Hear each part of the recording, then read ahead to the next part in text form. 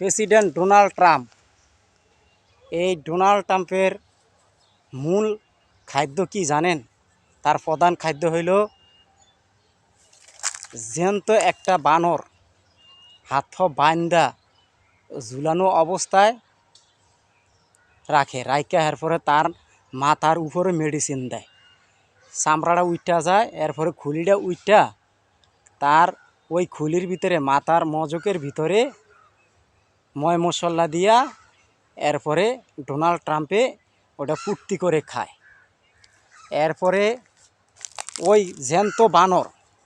জ্যান্ত বানরের মজকটা আপনার বিভিন্ন ময় মশলা দিয়ে ডোনাল্ড ট্রাম্পে খায়। এটা হলো তার প্রধান খাদ্য ডোনাল্ড ট্রাম্পের।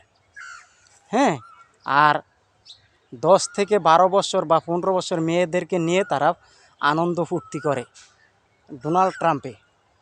তা আজকে দেখেন তার কোটি কোটি টাকা, তার একটা বাড়ির ভিতরে প্রত্যেকটা গ্রিল জানালা থাই সবগুলো হইল স্বর্ণের।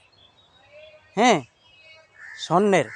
এরপরে উনি যেই দ্বীপে থাকে ওনার 15-16 জন আপনার আছে, প্রশাসন আছে।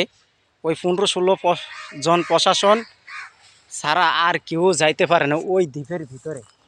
তা আসলে তা আমাদের ইরানের মুসলিমরা ওনাকে খুঁজে পায় না। উনি যেই কোনো মুহূর্তে এক স্থান আরেক স্থানে চলে যায়, ফাল দেয়ালায়। হ্যাঁ, তো এই জন্য ওনাকে মারতে পারে না। তা আসলে তাইলে বুঝেন ডোনাল্ড ট্রাম্পের চেহারা দেখছেন বানরের মতন, বাস্তব কথাটা বলছি। এই যে ডোনাল্ড ট্রাম্পের মেন খাদ্য হইল বানর। বানরের মাথার যে মজকটা আছে না, এই মজকটার ভিতরে ময় মশলা দিয়ে সে খায়া আনন্দ ফুর্তি করে 10-12 বছর মেয়েদের সাথে।